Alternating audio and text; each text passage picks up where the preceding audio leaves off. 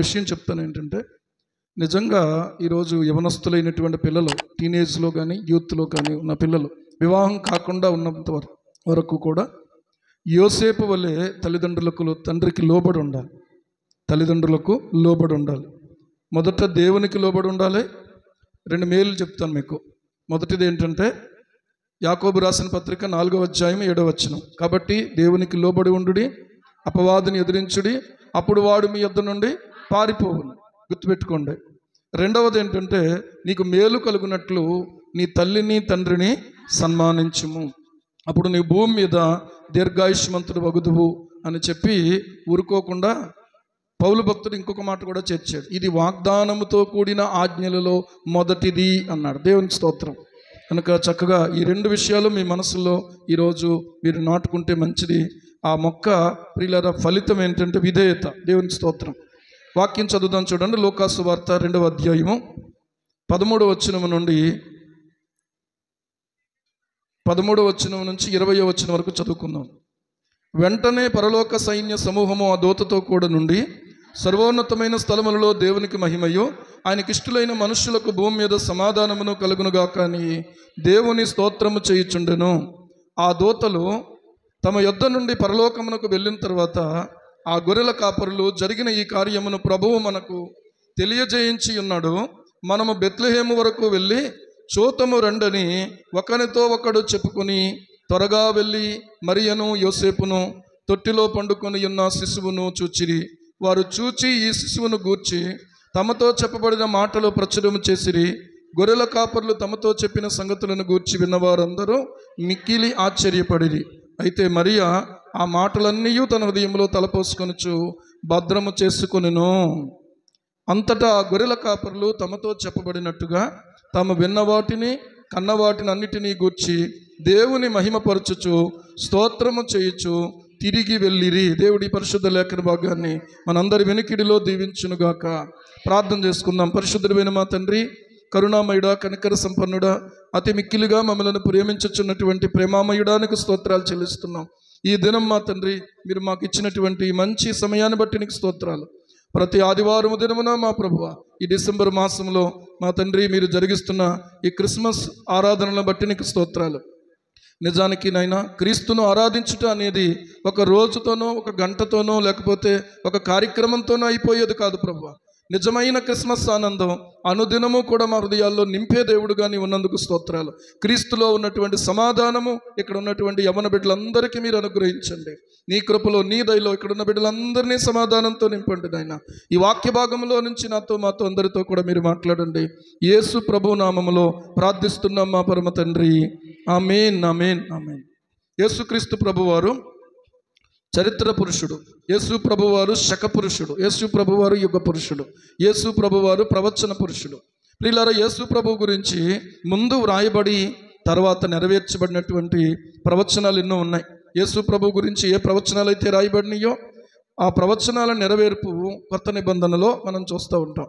అందుకనే మత్తయి రాసిన, మార్కు రాసిన, లూకా రాసిన, యోహాను రాసిన పాత నిబంధనలో ఉన్నటువంటి ప్రవచనాలను ఎత్తి ఈ ప్రవచనం నెరవేరునట్లుగా ఇది జరిగెను అనే మాటను మనం పదే పదే చూస్తూ ఉంటాం. కనుక పాత నిబంధన ప్రవచనం అయితే క్రొత్త నిబంధన నెరవేర్పు. పాత నిబంధన ఏంటి చెప్పండి? ప్రవచనం. క్రొత్త నిబంధన ఏంటి? నెరవేర్పు. అంటే దేవుడు ముందు ప్రవచనము అని అంటే ముందుగా జరగబోయే విషయాలను ముందు చెప్పడం, జరగబోయే విషయాలను ముందు చెప్పడం అన్నమాట ప్రవచనం అంటే. అలాగే దేవుడు యెషయా ద్వారా ప్రవచించిన ప్రవచనం, మోషే ద్వారా ప్రవచించిన ప్రవచనం, ఆదికాండం 3వ అధ్యాయం 15వ వచనంలో ఉన్నటువంటి ప్రవచనం. ఇంకా మనం చూస్తే ప్రియులారా, మోషే చెప్పినటువంటి ప్రవచనాలు, ఇంకా దశమ కాండములో, ఆ యొక్క పంచకాండములో, ధర్మశాస్త్రములో ఎన్నో ప్రవచనాలు ఉన్నాయి. తర్వాత దావీదు ప్రవచించాడు కీర్తనల గ్రంథంలో. తర్వాత మనం చూస్తే ప్రవక్తలలో యెషయా ప్రవచించాడు. యెషయా ఆయన పుట్టుక గురించి ప్రవచించాడు, ఆయన జీవితం గురించి ప్రవచించాడు, తర్వాత ఆయన శిలువ మరణం పునరుద్ధానం గురించి కూడా ప్రకటించాడు. ఇంకా చెప్పాలంటే యేసు ప్రభు యొక్క 1000 ఏండ్ల రాజ్యం గురించి కూడా ప్రవచించాడు. యేసు ప్రభు యొక్క పునరుద్ధానాన్ని గురించి, ప్రభు యొక్క సంఘము ఎత్తబడటం గురించి కూడా యెషయా గ్రంథంలో రాయబడి ఉంది. సరే, గమనించండి. ఈ లూకా సువార్త 2వ అధ్యాయంలో యేసుక్రీస్తు ప్రభు వారు కన్య మరియ గర్భాన జన్మించినటువంటి సమయంలో, ఆయనకు ప్రసవించేటువంటి సమయంలో మరియా యోసేపులకు సత్రములో వారికి స్థలము లేదట. ఈరోజు కూడా సృష్టి అంతా ఆయనదే, అవన్నీ అంతా ఆయనదే, అయినా ఆయనకు స్థలం లేదు. మరి ఎక్కడ స్థలము అని అంటే మానవ హృదయంలోనే ఆయన స్థలాన్ని కోరుకుంటున్నాడు. ఎవరైతే యేసుక్రీస్తు ప్రభువును రక్షకునిగా అంగీకరిస్తారో వారిలోనే ఆయన నివసించే దేవుడై ఉన్నాడు. కనుక ఈరోజు చిన్న ప్రాయంలో, లేత ప్రాయంలో ప్రియులారా, చక్కని దేవుని యొక్క సన్నిధిలో మీరు కూర్చున్నారో, పిల్లలైనటువంటి మీరు, మిమ్మల్ని బట్టి దేవుని స్తుతిస్తూ ఉన్నాను. ఈ వయసులో దేవుని సన్నిధిలో కూర్చోవటం చాలా ఆశీర్వాదకరం. కానీ ఇక్కడ కూర్చోవడమే కాదు, అనుదినము కూడా మీరు దేవుని సన్నిధిలో కూర్చునే అలవాటు కలిగి ఉండాలి. మీ హృదయాన్ని ప్రభువుకి ఇవ్వాలి. మీ హృదయాన్ని ఎవరెవరికో వేటుకో ఇవ్వడం కాదు. ఇందాక జకరియా సాక్ష్యం చెప్పినప్పుడు నేను గమనించింది ఏంటో తెలుసా? మార్చుకొని ఈ రోజున తన మార్పు గురించి సాక్ష్యం చెప్పాడు. కనుక మీరందరూ కూడా మార్చుకోవాలి. మీరు మార్పు చెందిన సాక్ష్యాలు సంఘములో చెప్పాలి. ఈరోజు ఆనందంగా ఉంది, నిజమే. గమనించండి ప్రియులారా, మార్పు అనేది ఎలాగొస్తుందంటే మన హృదయంలోనికి ప్రభువును చేర్చుకోవటం ద్వారా మాత్రమే వస్తుంది. ప్రభువును చేర్చుకోకముందు మనం మార్చుకోవాల్సిన అవసరం లేదు, మనం మారాల్సిన అవసరం కూడా మనకు అనిపించదు. ఇలాగే ఉంటే బాగుంటుంది, ఇలాగే ఎంజాయ్ చేసి ఈ రకంగానే మన డబ్బులు పాడు చేసుకుని, మన టైంని పాడు చేసుకుని ఈరోజు ప్రియులారా ఎంతోమంది యవనస్తులు అదే పరిస్థితిలో కనబడుతూ ఉన్నారు. ఒకసారి ఆలోచన చేస్తే యవన జీవితం చాలా విలువైంది, తిరిగి రాదు మళ్ళీ ఈ యవనము మళ్ళీ తిరిగి రాదు. చాలా విలువైనటువంటి జీవితం. ఈ విలువైనటువంటి జీవితాన్ని విలువగా మనం ఆలోచించుకోవాలి. ఒక ఆమెకి ఒక మేక ఉందట. ఆ మేక ప్రియులారా పాలు తాగుదామని చెప్పి ఒక కుండలో మూతి పెట్టింది. మూతి పెట్టేటప్పటికి అదేమైందంటే దాని మూతి పైకి రావట్లేదు, దాని తల అందులో చిక్కుకుపోయింది అనమాట. దాని తల అందులో చిక్కుకుపోయింది. ఆమె చాలా ప్రయత్నం చేసింది, రాలేదు. రాకపోతే ఆ ఊర్లో ఒక తెలివైనటువంటి ఒక వ్యక్తి దగ్గరికి దాన్ని తీసుకుని వెళ్ళి దీన్ని తీసేవయ్యా అని చెప్పి అడిగింది. ఒక మేకే ఉంది, ఒక కుండే ఉంది. ఆమెకి ఒక మేకే ఉంది, ఒక కుండే ఉంది. అయితే ఇప్పుడు ఆయన ఏం చెయ్యాలి అని ఆశించింది అని అంటే, ఆ కుండ నుంచి ఆ మేక తలను విడిపించాలని ఆశించింది. ఎందుకంటే ఆ ఒక్క మేకే ఉంది ఆమెకి. కానీ అతడు ఏం చేశాడు అని అంటే, ఒక కత్తి తీసుకుని ఆ మేక తలను కోసేసాడట. మేక తలను కోసేసాడు. అయ్యయ్యో అన్నాం కదా, ఈరోజు మనం కూడా చేస్తున్నది అదే అన్నాడు ఒక దైవజనుడు. అర్థమవుతుందా? ఎందుకంటే దేనికి విలువనివ్వాలో దానికి విలువనివ్వట్లేదు, దేనికి విలువనివ్వాలో దానికి విలువనివ్వట్లేదు. విలువ లేని దానికి విలువనివ్వడం, విలువ కలిగినటువంటి దాన్ని అసలు విలువగా ఎంచుకోకపోవడం అనేది ఈరోజు జరుగుతూ ఉంది. ఈరోజు గమనించండి, మీ జీవితం విలువైంది, కానీ లేనిపోని వాటిలో మీరు చిక్కుబడి మీ జీవితాన్ని పాడు చేసుకుంటున్నారు. మీ సమయం అయిపోతుంది తెలియట్లేదు, ఇంకా బోల్ టైం ఉందనుకుంటున్నారు. ఒకసారి వెనక్కి తిరిగి మీరు చూసుకుంటే మీ వయసులో ఉన్న పిల్లలు, మీ వయసు కంటే చిన్న పిల్లలు కూడా ఏమైపోయారో తెలుసా? చనిపోయారు. ఎందుకు? కారణం ఏంటి? తప్పుడు నిర్ణయాల వల్ల కొంతమంది చనిపోతున్నారు, ప్రమాదాల వల్ల చనిపోతున్నారు, సరదాల వల్ల చనిపోతున్నారు. సరదా ఎంతవరకు లిమిట్ ఉండాలి ఏమండి? ఒకడు ట్రైన్ వస్తుంది, ఆ ట్రైన్కి ముందు నిలబడి సెల్ఫీ తీసుకోవాలనుకున్నాడు, వీడు ఉంటాడా? తర్వాత ట్రైన్ వస్తున్నప్పుడు ట్రైన్ ముందు నిలబడి ఈ సెల్ఫీ తీసుకుని అప్లోడ్ చేస్తే దానికి వచ్చే వ్యూస్ కోసం, లైక్స్ కోసం ఆలోచించి ఇలాంటి పనులు చేసిన వాళ్ళు ఏమాత్రం కూడా అది మంచిది కాదు ప్రియులారా. చురుకుదనంగా అలాంటి పరిస్థితుల్లో నుంచి బయటకు రావాలి. కానీ వస్తుందంటే తప్పుకోవాలి. అసలు గేట్ ఎందుకు వేస్తారు? ట్రైన్ వస్తుంటే మనకు గేట్లు ఉన్నాయి కాబట్టి చెప్తున్నాను. కొన్ని చోట్ల గేట్లు లేవు, ఎందుకంటే ఓవర్ బ్రిడ్జీలు కట్టేశారు. ఇప్పుడు కింద నుంచి లాక్ ప్రియులారా చేసేటువంటి పరిస్థితులు గేట్ మ్యాన్లో ఇవన్నీ లేవు, తీసేస్తున్నారు. కానీ ఇక్కడ మీరు గమనించినట్లయితే గేట్ ఎందుకు వేస్తున్నారు అని అంటే, ఆ వెళ్ళేటువంటి ట్రైన్ని అందరూ గుర్తించడం కోసం అక్కడ ఆగాలి. మనం కూడా ఆ విషయాన్ని ఆలోచన చెయ్యాలి. ఈరోజు గమనించండి, ఇలాంటి విషయాల దగ్గర ఈ జాగ్రత్తలు మన కోసం ఏర్పాటు చేయబడుతూ ఉంటే, ఏ జాగ్రత్త లేని దగ్గర నిలబడి వీళ్ళు సెల్ఫీలు తీసుకొని ఎంతోమంది యవనస్తుల జీవితాలు పాడు చేసుకుంటున్నారు. ఈ రోజున ప్రియులారా వింతగా కనబడాలని, వింతగా ప్రవర్తించాలని ఆలోచించేసుకుంటూ పుట్టినరోజులు అలాగే చేసుకుంటున్నారు. కొంతమంది పుట్టినరోజులు వారికి బర్త్డే రోజు డెత్ డే అయిపోతుంది. చాలా బాధాకరం ఏమండి? ఇంతకుముందు చెప్పాను కదా, చిన్నపిల్లలు ప్రియులారా వింత ఆలోచనలు ఆలోచిస్తున్నారు. వాడు చేసినట్టు కాదు, నేను వింతగా చేసుకోవాలని. ఇలాంటి ఆలోచనలు ప్రమాదానికి దారితీస్తాయి, ప్రాణాపాయానికి దారితీస్తే, జీవితాన్ని కోల్పోయేలాగా చేస్తాయి. ఇవన్నిటికీ కూడా ప్రేరేపించేది అపవాది. ఇవన్నిటికీ ప్రేరేపించేది అపవాది. అపవాది యొక్క ప్రేరణ ఏంటంటే, నువ్వు చనిపోవటే మంచిది, నువ్వు ఎప్పుడైనా సరిపోతావు, ఎప్పుడైనా చనిపోతావు, నీ జీవితం ఎప్పుడైనా అయిపోద్ది, కానీ అందరిలో కూడా ఒక ఇమేజ్ సంపాదించుకొని చనిపోవాలని ప్రేరేపణ చేస్తున్నాడు. మంచిది కాదు ఈ ఆలోచన. ఇది దుష్టుని నుంచి వచ్చింది. దాన్ని మీరేం చేయాలంటే దాన్ని విడిచిపెట్టాలి, దాన్ని ప్రోత్సహించకూడదు, దాన్ని మీరు అనుసరించకూడదని నేను మీకు తెలియచేస్తూ ఉన్నాను. ఒక మాట చూడండి, మీ హృదయం ప్రభువుకి ఇస్తే, ప్రభువు మీ జీవితాల్లో అడుగు పెడితే చక్కగా మీ జీవితం భవిష్యత్తు ఎంతో ఆశీర్వాదకరంగా ఉంటుంది. హల్లెలూయా. ఈరోజు ఒకటే చెప్తున్నాను, మీ హృదయం ప్రభువుకి ఇవ్వండి.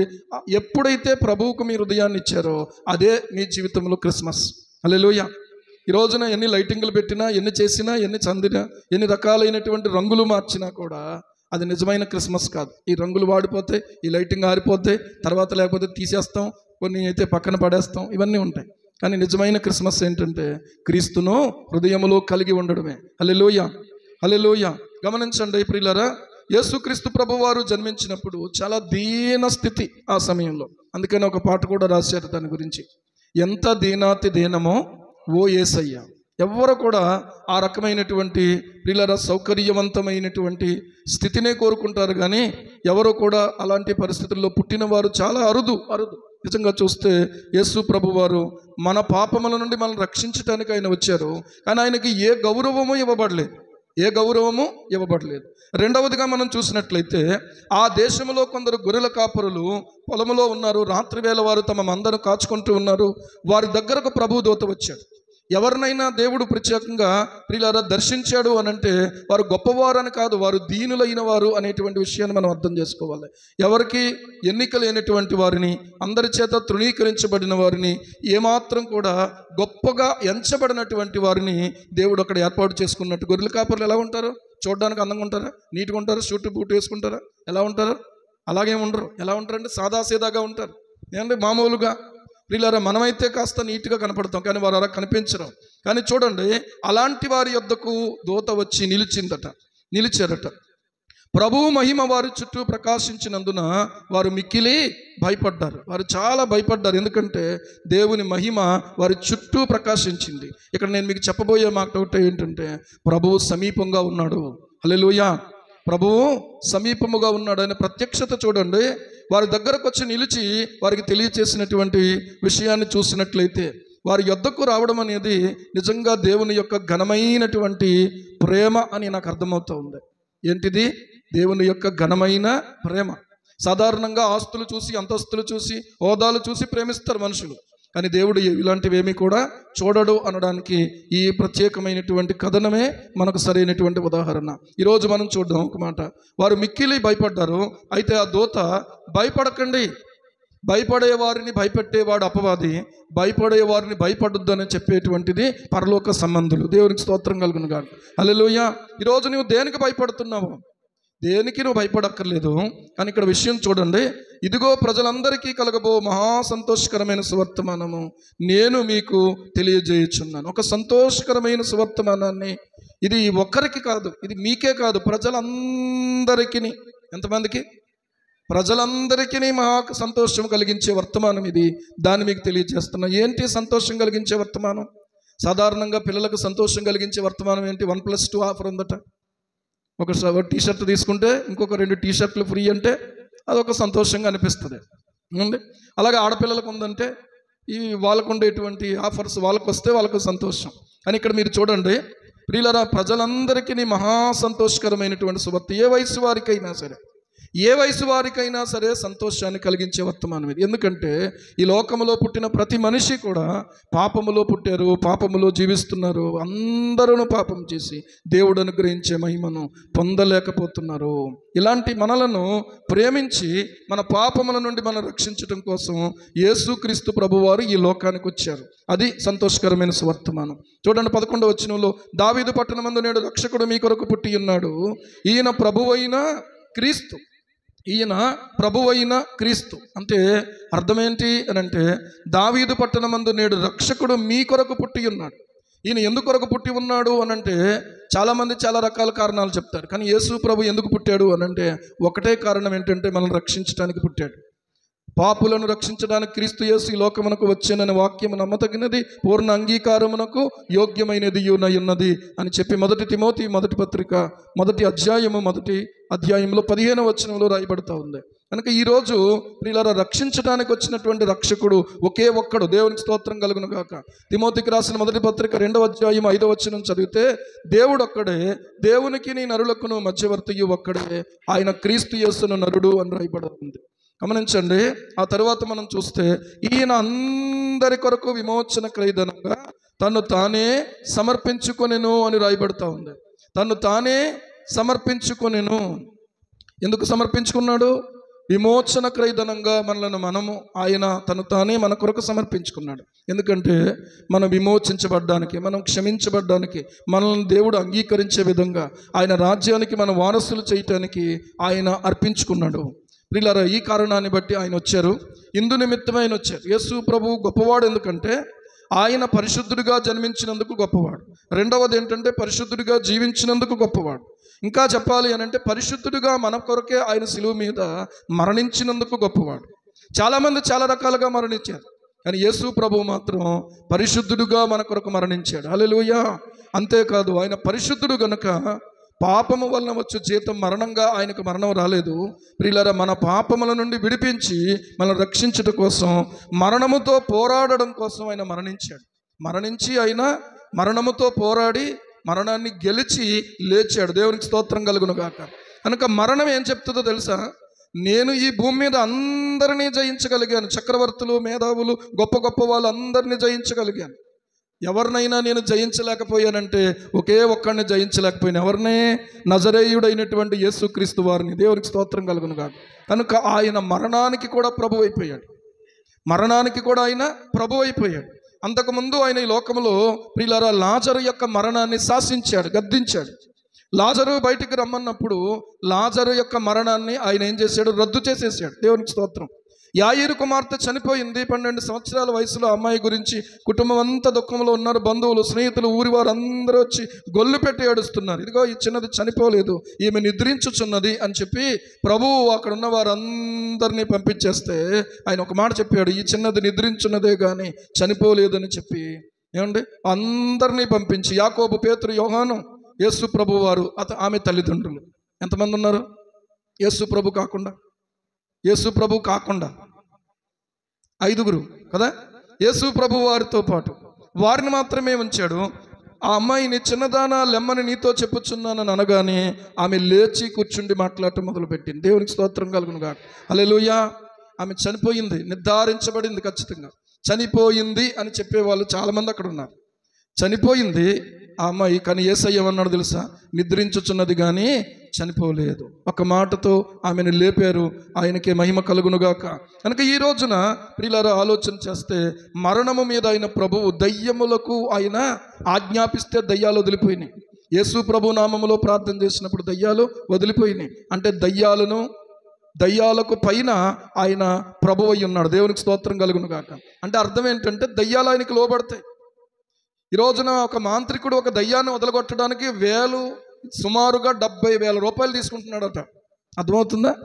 యేసు ప్రభు వారు నోటి మాటతో ఆజ్ఞాపిస్తే వదిలిపోయింది. దేవునికి స్తోత్రం. ఈ రోజున మనం ఎంత భాగ్యవంతులమో చూడండి. ఎక్కడికి వెళ్ళక్కర్లేదు, ఆయన పాదాల దగ్గరికి వస్తే ఆయన విడిపిస్తున్నాడు, స్వస్థపరుస్తున్నాడు, ఆయన కనికరిస్తున్నాడు, కృప చూపుతున్నాడు.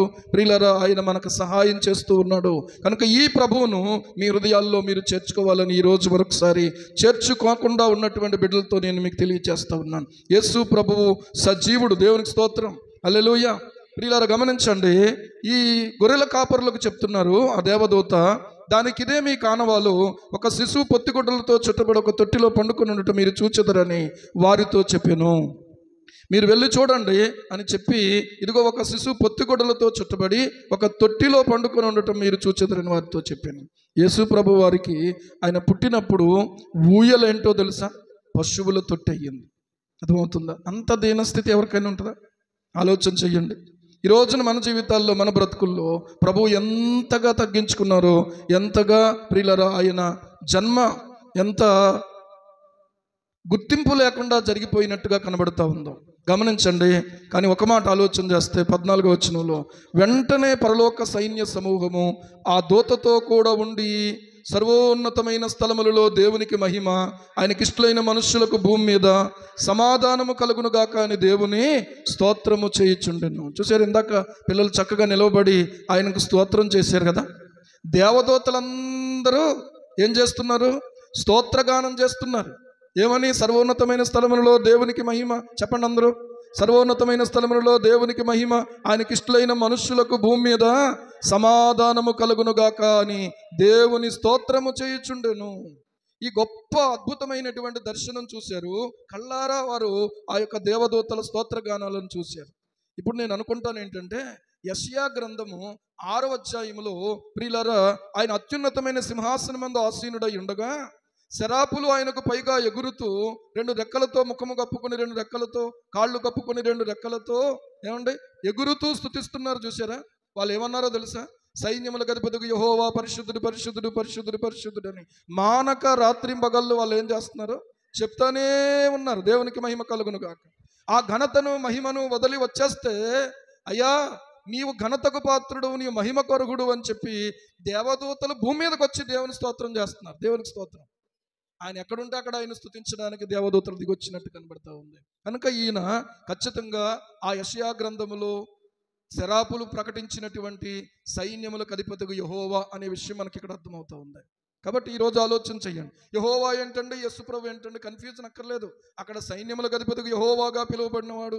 కీర్తన 23లో యెహోవా నా కాపరన్న, ఆ కాపరైనటువంటి వాడు ఎవరో కాదు, నజరేయుడైన యేసుక్రీస్తు ప్రభు వారే. యెహోవా అని యేసుక్రీస్తుని ఏ విధమైనటువంటి సంశయం అక్కర్లేదు ప్రియులారా. అర్థమవుతుందా? యెహోవా అన్న యేసుక్రీస్తు ప్రభు అన్న ఒక్కరే. దేవునికి స్తోత్రం కలుగును గాక. హల్లెలూయా. గమనించండి, యెహోవాగా, యెహోవా వాక్యముగా, యెహోవా ఆత్మగా బైబిల్ గ్రంథములో పాత నిబంధన గ్రంథములో త్రియేక దేవుడుగా ఆయన పాత నిబంధనలో కనబడితే, ఈ కొత్త నిబంధనలో తండ్రి కుమార పరిశుద్ధాత్మునిగా ఆయన కనబడతా ఉన్నాడు. దేవునికి స్తోత్రం. ఏది ఏమైనా ఇక్కడ గమనించండి, ఆ దూతలు తమ యుద్ధ నుండి పరలోకానికి వెళ్ళిపోయారట. ఆ గొర్రెల కాపరులు ఉండలేకపోయారండి. వాళ్ళు ఏమనుకున్నారు తెలుసా? జరిగిన ఈ కార్యాన్ని ప్రభువు మనకు తెలియజేయించి ఉన్నాడు. ఆల్రెడీ జరిగిపోయింది. మనము బెత్లెహేమునకు వెళ్ళి చూతము రండని ఒకరితో ఒకడు చెప్పుకొని ఎలా వెళ్ళారని రాయబడి ఉందో తెలుసా? త్వరగా వెళ్ళి. ఎలా వెళ్ళి? త్వరగా వెళ్ళి. కొన్ని పనులు లేటుగా చేసినా పర్లేదు, కానీ కొన్ని వెంటనే చెయ్యాలి. ఇప్పుడు మనకి ఇది ఒక ప్రత్యేకమైనటువంటి ప్రత్యక్షత మనకు దొరికింది. మనం ఏం చేద్దామంటే త్వరగా వెళ్ళి ప్రియులారా చూతము రండి, ఆ బెత్లెహేము వరకు వెళ్దాం. పొలాలు వదిలేశారు, మందలు వదిలేశారు. ఏం చేశారు తెలుసా? ఊరిలోకి వచ్చారు, బెత్లెహేము పట్టణంలోకి వచ్చారు. వచ్చి ఆ బెత్లెహేములో ప్రియులారా యేసు ప్రభు వారు ఎక్కడైతే ఉన్నారో అక్కడికి వచ్చారు. వాళ్ళకి కావాల్సింది మరియ కాదు, యోసేపు కాదు. ఎవరు కావాలి? వాళ్ళకే యేసు ప్రభు కావాలి. దేవునికి స్తోత్రం. మరియకు కానీ యోసేపుకు కానీ ఘనతనివ్వకూడదు, యేసు ప్రభుకే ఘనతనివ్వాలి. ప్రియులారా ఈరోజు గమనించండి, మన యొక్క హృదయము ప్రియులారా యేసు ప్రభువునే ఘనపరిచేదిగా ఉండాలి. గమనించి వాటి ఆలోచన చెయ్యండి. మరియను యోసేపును తొట్టిలో పండుకొని ఉన్న శిశువును వారు చూచారట. ఏమండి? వారు చూచి శిశువును గూర్చి తమతో చెప్పబడిన మాటలు ప్రచురం చేశారు. ఇప్పుడు ఎవరికి ప్రచురం చేశారంటే, అయ్యా మరియ గారు, యోసేపు గారు, మీకు ఈ మాట చెప్తున్నాము. మేము గొర్రెలు కాసుకునే వాళ్ళం, గొర్రెలు కాపరులు. మా వస్త్రధారణ చూస్తే, మమ్మల్ని చూస్తే మీకు అర్థమవుతుంది కదా మేము ఎందుకు వచ్చాము అని అంటే, ఆ పొలంలో గొర్రెలు కాసుకుంటుంటే ఇలాంటి ఒక ప్రత్యక్షత మాకు దేవుడు అనుగ్రహించాడు. కాబట్టి ఆయనను చూచి ఆరాధించడానికి మేము వచ్చామన్నా. దేవునికి స్తోత్రం. ఆయన చూడడానికి వచ్చాం. ఈ రోజున మన జీవితాల్లో, మన బ్రతుకుల్లో ఎన్నో చూడటానికి ప్రియులారా ఆశపడతాము.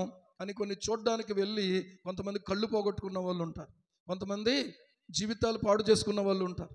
కానీ యేసు ప్రభు వారిని చూస్తే మన కన్నులు ధన్యములైపోతాయి. దేవునికి స్తోత్రం కలుగును గాక. హల్లెలూయా. ఈరోజు ఆలోచన చెయ్యండి. ఒక భక్తుడు పాడాడు, ప్రియ యేసు రాజును నే చూచిన చాలు, మహిమలో నాయనతో నుంటే చాలు. ప్రియ యేసు రాజును నే చూచిన చాలు, మహిమలో నాయనతో నుంటే చాలు. నిత్యమైన మోక్షగ్రహము నందు చేరి, నిత్యమైన మోక్షగ్రహము నందు చేరి, భక్తుల గుంపులో హర్షించిన చాలు, భక్తుల గుంపులో హర్షించిన చాలు.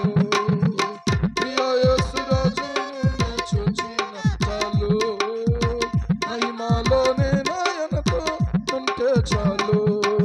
హల్లెలూయా, హల్లెలూయా. యేసుక్రీస్తు ప్రభు నిజముగా లోకరక్షకుడు, ఆయనే సర్వశక్తి కలిగినటువంటి దేవుడు అని అర్థమైన తర్వాత ప్రియులారా, నేను ప్రార్థన చేసుకోవటం మొదలుపెట్టినప్పుడు ఆశ్చర్యకరంగా ప్రభువు నన్ను దర్శించారు. నాకు అనిపించేది, ఎవరెవరో సాక్ష్యాలు చెప్తున్నారు, ఎవరెవరో వాళ్ళ అనుభవాలు చెప్తున్నారు, మనకు ఎప్పుడైనా ఇలాంటి అనుభవం కలుగుతుందో అనిపించేది. కానీ ఆశ్చర్యకరంగా ప్రభువు నన్ను దర్శించినప్పుడు నా హృదయం పగిలిపోయింది. నా పాపాలన్నీ సినిమా రీలు మీద ఎలాగైతే రీలు వేసి సినిమా చూపిస్తే తెర మీద ఎలా కనబడుతుందో అలా నా బ్రతుకంతా కూడా ప్రభువు నాకు చూపించాడు. యథార్థంగా చెప్తున్నాను. ఆ విషయాలన్నీ చేసింది నేనే, తప్పులు చేసింది నేనే, తప్పుడు చూపులు, తప్పుడు మాటలు, తప్పుడు ప్రవర్తన, అదంతటినీ కూడా నేను చూసి ప్రియులారా పశ్చాత్తాపపడి నా హృదయం అంతా ప్రభు దగ్గర కుమ్మరించుకున్నాను. నాకు ఒకటే ఆలోచన ఏంటంటే, అవును ప్రభువా, నేనే తప్పు చేశాను, నేనే పాపి, నేనే అపరాధిని. ఇవి నాకు తల్లిదండ్రులకు తెలియకపోవచ్చు, నా స్నేహితులకు తెలియకపోవచ్చు, నా బంధువులకు తెలియకపోవచ్చు, నాతో పాటు నా క్లాస్మేట్స్కి తెలియకపోవచ్చు, అని దేవుడు నా బ్రతుకంతా చూపించాడు. అంతకుముందు ఎన్నెన్నో రకాలైనటువంటి నియమ నిష్టల్లో బ్రతికాం. ప్రియులారా, ఏ రోజున కూడా పూజ లేకుండా, ఏ రోజున కూడా చదువుకు పూజకు రెండిటికే సమయం, మిగిలిన ఏం చేయాల్సిన అవసరం మాకు లేదు. ఆ టైంలో స్కూల్ నుంచి వస్తే పూజ చేసుకుని ఆ తర్వాత ఈ కార్యక్రమాలన్నీ చదువుకోవడం, ఇవన్నీ తర్వాత మళ్ళీ సాయంత్రం వచ్చేటప్పటికి ఆ గుడికి వెళ్ళిపోవడమే. కానీ ఎప్పుడూ కూడా ఇలాంటి పశ్చాత్తాపం కానీ ఇలాంటి అనుభవం కానీ కలగలేదు. ప్రభువును నేను మహిమపరుస్తున్నాను. ఈ విషయంలో నా బ్రతుకంతా చూపించాడు. నా జీవితం అంతా ఒప్పుకొని ఆయన సన్నిధిలో నా జీవితం అంతా కడుక్కోవడానికి ఆయనే కృప చూపించాడు. నా గొప్పతనం కాదు, పరిశుద్ధాత్ముడు పాపాన్ని ఒప్పింప చేస్తాడు. దేవునికి స్తోత్రం, హల్లెలూయా. నా జీవితాన్ని ప్రియులారా ఆయన కృపతో దర్శించినప్పుడు, నా పాపాలన్నీ ప్రభు దగ్గర ఒప్పుకున్నప్పుడు, ఆయన కడిగి నన్ను పవిత్రుడిగా చేసిన తర్వాత నాకెంతో గొప్ప సంతోషము, సమాధానం కలిగింది. అది సరదాలతో తిరిగితే రాలే ఆ సంతోషం, కాసేపే. ఆ తర్వాత వచ్చిన తర్వాత చివాట్లు, చెప్పు దెబ్బలు ఉంటాయి. కానీ యేసు ప్రభు యొక్క సన్నిధిలో ప్రియులారా ఈ విషయం జరిగిన తర్వాత నా హృదయం మారిపోయింది. దేవునికి స్తోత్రం. నా మనస్సు మారిపోయింది, నా చూపులు మారిపోయినాయి, నా మాటలు మారిపోయినాయి, నా ప్రవర్తన మారిపోయింది. ఏది చేసినా కూడా ఆయన మహిమ కొరకే చేయాలి, ఆయనకి ఇష్టం కానిది ఏది చేయకూడదు అనేటువంటి ఒక ఆలోచనకు నేను రావటం జరిగింది. ప్రభు నన్ను దర్శించాడు. ఈరోజు ఒక మాట చెప్తున్నాను, మనం చేసేది తప్పు కాదనుకుంటాం. మనం చేసే తప్పును సమర్థించుకుని ఈ వయసులో ఏం చేస్తామంటే, ఒకటి చేసి ఒకటి చెప్తాం తల్లిదండ్రులకి, ఒకటి చేసి ఒకటి చెప్తాం. మనం అందరినీ మోసగించటమే మన జీవితం అంతా ఎప్పుడు ఈ ప్రాయంలో. కానీ ఈ తప్పు అనే విషయం కూడా మనం ఆలోచన చెయ్యం. అర్థమవుతుందా? ఈ చిన్న వయసులో ఎలాగనిపిస్తుంది అంటే, తప్పు చేసి తప్పించుకోవడం అనేటువంటిది పెద్ద తెలివితేటలుగా అనుకుంటాం. తప్పు చేసి తప్పించుకోవడం అనేది పెద్ద తెలివితేటలుగా అనుకుంటాం. అందుకనే చెడు స్నేహాలు, చెడు అలవాట్లు, ప్రియులారా చెడు మనకు చాలా త్వరగా అంటుకుపోతుంది. అది మనల్ని విడిచిపెట్టలేము. సరదాగా అలవాటు చేసుకుంటాం. కానీ దేవుడి దయ వల్ల నాకు చుట్టా, బీడీ, సిగరెట్టు, ఇలాంటి మద్యపానం ఇలాంటివి ఏమీ అలవాటు అవ్వలేదు. ఏది ముట్టుకోలేదు నేను, ఏది ముట్టుకోలేదు. మహా తాగితే గుమ్ముడికి పాదు ఉంటుంది చూసారా, ఆ ముక్కలు మాత్రం అవి మాత్రం పీల్చాను అంతే. అర్థమవుతుందా? చుట్టలు కాల్చలేదు, సరదా. అర్థమవుతుందా? అది కూడా ఒప్పుకున్నా దేవుని సన్నిధిలో. నేను చెప్తున్నాను ఏంటంటే, తప్పులు, డబ్బులు ఇస్తారు ఆ పని చేసుకురమ్మని, ఈ పని చేసుకురమ్మని, ఆ డబ్బుల్లో కొంత నొక్కేయటం, ఆ డబ్బులు ఇదిగో ఏ మిగిలినవి అని ఇంకా ఏమన్నా అడిగితే కోపం వచ్చేస్తుంది మనకి. ఇప్పుడు మీ వయసులోకి వచ్చేసి మాట్లాడుతున్నాను నేను. ఈ వయసులో నేను మీ వయసులోకి వచ్చి మాట్లాడుతాను. ఆడపిల్లైనా అంతే, మగపిల్లైనా అంతే. ఈరోజు ఇంకొక కొత్త విషయం ఏంటంటే, మా టైంలో మాకు ఫోన్లు లేవు. ఏ విధమైన చాటింగ్లు కానీ, డేటింగ్లు కానీ, అమ్మాయిలతో ఒకవేళ ఇలాంటి సంభాషణలు, అబ్బాయిలతో సంభాషణలు ఇటువంటి ఏమీ లేవు. ఎందుకు? కారణం ఏంటంటే, ఏమన్నా జరిగితే డైరెక్ట్ సంభాషణ. అర్థమైందా? కానీ ఏదైనా తప్పెప్పుడు తప్పే. ఆ తప్పును దేవుని దగ్గర ఒప్పుకుంటే ప్రభు తప్పక మిమ్మల్ని క్షమిస్తాడు, మిమ్మల్ని కడుగుతాడు, పవిత్రులుగా చేస్తాడు. ఇప్పుడు మీ హృదయాలు ఎలాంటివి అంటే తెల్ల కాగితాలు లాంటివి. ఈ తెల్ల కాగితాల మీద ఏదైతే రాసామో దాన్ని చెరపలేం. అర్థమవుతుందా? కాబట్టి ఏది రాసుకోవాలో ఆలోచన చెయ్యండి. వాక్యంలో ఒక మాట ఉంది ఏంటంటే, నీ హృదయమును పలక మీద వాటిని వ్రాసుకొనుము అని చెప్పి. ఏవి రాసుకోవాలి? దేవుని వాక్యాన్ని రాసుకోవాలి. దేవుని వాక్యాన్ని రాసుకుంటే నీ బ్రతుకు కాలము ఆశీర్వాదకరంగా జీవిస్తావు. ఈరోజు నేను ఒక మాట చెప్పగలను ప్రియులారా, మీ ప్రాయములోనే దేవుడు నన్ను పట్టుకున్నాడు, నన్ను దర్శించాడు కనుక నా జీవితంలో సినిమాలు లేకపోతే ఇంకొకటి ఇటువంటి ఏమీ నాలో చోటు చేసుకోలేదు. అప్పటి వరకు ఉన్నాయి. ప్రభువు నన్ను దర్శించాడు. నా ఫ్రెండ్స్ అనేవాళ్ళు ఏంటంటే, రే నువ్వు లేకపోతే మాకు చాలా బోరు కొడుతుందిరా అని. నిజమే, బోరు కొడుతుంది. నాకే బోరు కొడతాం ఏమండి అనిపిస్తుంది. కానీ ప్రభు నన్ను దర్శించాడు కనుక నేను మాట చెప్పాను ఏంటంటే, ఒరే ఇంతకుముందు మీరు ఎక్కడికి రమ్మంటే అక్కడికి వచ్చాను, ఏది చూడాలంటే అది చూశాను, ఎలా ఉండాలంటే అది ఉన్నాను. ఎందుకంటే మనం ఆనందాన్ని అందులో వెతికాం. కానీ ఇప్పుడు యేసు ప్రభు నా హృదయాన్ని మార్చాడు. నేను రాలేను. ఒకవేళ మీరు రావాలనుకుంటే నాతో పాటు మీరు రండి. ఇదిగో రేపు ఆదివారం నేను మందిరానికి వెళ్తాను, మీరు కూడా నాతో పాటు రండి అని చెప్పే స్థితికి దేవుడు నడిపించాడు. దేవునికి స్తోత్రం కలుగునుగా. హల్లెలూయా, హల్లెలూయా. ఈ రోజున ఆలోచన చేస్తే ప్రియులారా నాకు అనిపిస్తుంది, ప్రభువు నన్ను పట్టుకున్నాడు కాబట్టి, ప్రభువు నన్ను తన ఆత్మతో నింపాడు. దేవునికి స్తోత్రం. ప్రభువు నన్ను తన ఆత్మతో నింపాడు. 2 సంవత్సరాలు నేను బాప్తిసం పొందకుండా లేట్ చేశాను ఇంచుమించుగా. ఆ సంవత్సరం దాటితే ఇంకా 2 సంవత్సరాలు పూర్తయిపోతాయి. కానీ ప్రభువు నాతో మాట్లాడాడు, మీరు సర్వలోకమునకు వెళ్ళి సర్వ సృష్టికి సువార్త ప్రకటించండి, నమ్మి బాప్తిసం పొందినవాడు రక్షింపబడును, నమ్మని వానికి శిక్ష విధించబడును అనే వాక్యం ద్వారా దేవుడు నాతో మాట్లాడాడు. మార్కు సువార్త 16:16 ద్వారా. ప్రియులారా గమనించండి, ఈ వాక్యము నా హృదయాన్ని తట్టి నా ముందు నిలబడి ఈ వాక్యము నా హృదయాన్ని సరిచేసింది. వాక్యమే. దేవునికి స్తోత్రం. సేవకులు నన్ను బలవంతం చేయలేదు, ఇంట్లో వాళ్ళు బలవంతం చేయలేదు, తల్లిదండ్రులు కానీ లేకపోతే నాకు కూడా తెలిసినటువంటి వాళ్ళు కానీ ఎవరు బలవంతం చేయలేదు. ప్రభువే నన్ను బలవంతం చేశాడు. ఒకవేళ ఈ రోజున నువ్వు ప్రార్థన చేసుకుంటున్నాను అనుకుంటున్నావు, వాక్యం చదువుతున్నాను అనుకుంటున్నావు, సువార్త చెప్తున్నాను అనుకుంటున్నావు, కానీ నువ్వు చచ్చిపోతే నరకమే సుమా నీకు గతి అనే విషయాన్ని నాకు తెలియపరిచినప్పుడు కన్నీళ్లతో ప్రియులారా నా మొండితనం, నా మూర్ఖత, నా బుద్ధిహీనత ప్రభు దగ్గర ఒప్పుకున్నాను. ఈ రోజున ఒక మాట చెప్తున్నాను, ఆ గొర్రెల కాపరులు త్వరగా వెళ్ళారు. ఈ రోజున టైం ఎక్కువ తీసుకోవడానికి వీల్లేదు, సమయం ఎక్కువ లేదు. ప్రియులారా ఎప్పుడు ఏమి సంభవించునో అది మీకు తెలియదు. లిఫ్ట్ అడిగి ఒక వ్యక్తి బండెక్కితే మధ్యలో ఇంకొక 5 కిలోమీటర్లు అయితే ఇంటికి వెళ్ళిపోతాడు. కానీ అక్కడ యాక్సిడెంట్ అయ్యి ముందున్నటువంటి వ్యక్తికేమో తీవ్రమైన గాయాలైనవి. అబ్బాయి స్టూడెంట్, వెనకాల కూర్చున్నటువంటి అతనేమో 38 సంవత్సరాలు, మొన్నే చనిపోయాడు. ఆ రోజే, ఆ క్షణంలోనే చనిపోయాడు. జీవితానికి గ్యారంటీ లేదు, టైం ఎంత ఉందో తెలియదు. ఈరోజు ఇదే మిక్కిలి అనుకూలమైన సమయము, ఇదే రక్షణ దినం. పిల్లలు ఆలోచన చెయ్యండి. రేపు చూద్దాంలే అనుకోవద్దు, ఎప్పుడో చూద్దాంలే అనుకునే విషయం కాదు ఇది. ఈ 2024 సంవత్సరం ముగింపులోకి వచ్చేటప్పటికి కొట్టి పెట్టని దెబ్బలు తగిలి కూడా కొంతమంది చనిపోతున్నారు. ఎవరో కొట్టలేదు, ఎవరో వాళ్ళని ఏ విధంగా కూడా ఇబ్బంది పెట్టలేదు, కానీ వారు చనిపోతున్న మనం చూస్తూ ఉన్నాం. అయితే నేనుంటాను మీరు ఉండరు అని చెప్పట్లేదు, కానీ ఎవరి జీవితమైనా భూమి మీద గ్యారంటీ లేని జీవితమే. క్రీస్తునందు ఉంటే శిక్షావిధి ఉండదు. దేవునికి స్తోత్రం.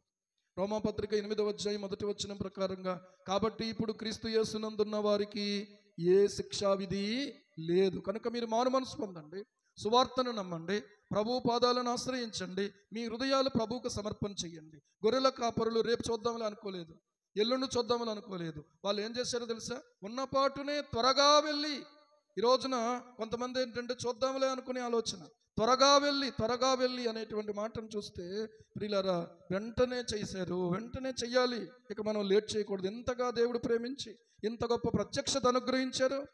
మన కొరకు రక్షకుడు పుడితే మనం ఇక్కడ ఉండకూడదు, మనం ఎక్కడికి వెళ్ళాలి? ఆయన చూసేయాలి. దేవునికి స్తోత్రం కలుగును గాక. హల్లెలూయా. ఆయనను చూడాలి, ఆయనను ఆరాధించాలి, ఆయనను గురించి ప్రియులారా చెప్పిన విషయాలన్నిటినీ కూడా మనం నిర్ధారణ చేసుకోవాలని చెప్పి వారు బయలుదేరారు. వారు చెప్పిన సంగతులను బట్టి వారు ఆశ్చర్యపడ్డారు మరియ యోసేపులు. మరి అయితే ఆ మాటలన్నీ తన హృదయంలో తలపోసుకుంటూ భద్రం చేసుకుంటూ ఉంది. ఏ మాటలు భద్రం చేసుకోవాలో ఆ మాటలే మన హృదయంలో భద్రం చేసుకోవాలి. ప్రియులారా తర్వాత చివరిగా ఒక మాట చూడండి. అంతటా గొర్రెల కాపరులు తమతో చెప్పబడినట్టుగా తాము విన్న వాటిని కన్నవాటిని అన్నిటినీ గూర్చి దేవుని మహిమపరచుచు స్తోత్రము చేయుచు వాళ్ళు ఏం చేశారు? తిరిగి వెళ్ళిరి. వాళ్ళు వచ్చినప్పుడు ఏమంటే చూడ్డానికే వచ్చారు, కానీ చూసి ఊరుకోలేదు. కానీ ఏం చేశారో తెలుసా? చూసి కన్నవాటిని విన్నవాటిని గూర్చి చుట్టుపక్కల ఉన్నటువంటి పట్టణములన్నిటా ప్రచురం చేస్తూ వారు తిరిగి వెళ్తున్నారు. దేవునికి స్తోత్రం. వెళ్ళడమే వాళ్ళు సువార్థికులు అయిపోయారు. దేవునికి స్తోత్రం కలుగును గాక. హల్లెలూయా. ఏమైపోయారు? వెళ్ళడమే సువార్థికులు అయిపోయారు. నిన్నటి రోజు ఒక చిన్న పని మీద బయటకు వెళ్ళాం. బట్టల మార్కెట్ దగ్గర పాస్టర్ గారు లోపలికి వెళ్ళారు. అక్కడే ఒక అతను ఈ తేగల కట్ట అమ్ముతున్నాడు. సరే ఆ తేగ కట్ట తీసుకున్నాను. ఎవరో ఒక అతను బేరమాడాడంట, నాకే 42 రూపాయలకు వస్తుందండి అని చెప్పి నేను ఇవ్వలేనండి అని చెప్పేశాడు. 50 రూపాయలు అయితే ఇస్తాను, లేకపోతే 40 అయినా ఇస్తాను, కానీ 30కి అడుగుతున్నాడు అండి అతను నాకు చెప్పాడు. నేను వెంటనే చూస్తూ ఉండగానే ఆ కట్ట నేను తీసుకున్నాను, చూస్తున్నాను. ఈలోగా ఒక ప్యాకెట్ తీసుకున్నాడు. ఆ ప్యాకెట్ ఇలా చేతిలో వేసుకున్నాడు, ఇలా నోట్లో వేసుకున్నాడు. వీళ్ళరా నేను వెంటనే చెప్పాను, అది ఒకవేళ నీ వ్యాపారం మంచిగానే చేసుకుంటున్నావు, కానీ ఇది మాత్రం నీ జీవితానికి మంచిది కాదు. ఇది తింటే ఏమవుతుందో తెలుసా నీకు? ఆ ప్యాకెట్ మీద ఏముంది? నోరు పాడైపోద్ది, నాలుక పాడైపోద్ది, గొంతు పాడైపోద్ది. గొంతు క్యాన్సర్ వస్తుంది, లేకపోతే నాలుగు క్యాన్సర్ వస్తుంది, లేకపోతే నోటి క్యాన్సర్. కాబట్టి ఈ రోజున ఇలాంటి భయంకరమైన పరిస్థితుల్లో బాధపడుతున్న ఒక వ్యక్తి నా కళ్ళ ముందే కనపడ్డాడు. నీకు ఆ వ్యక్తి గురించి చెప్తున్నాను బాబు, నీకు ఎందుకు ఇలా చేస్తున్నావు అంటే, నాకు మనసు బాగోదండి అన్నాడు. నీ మనసు బాగోవాలంటే యేసయ్య మాటలు విను అన్నాను. దేవునికి స్తోత్రం.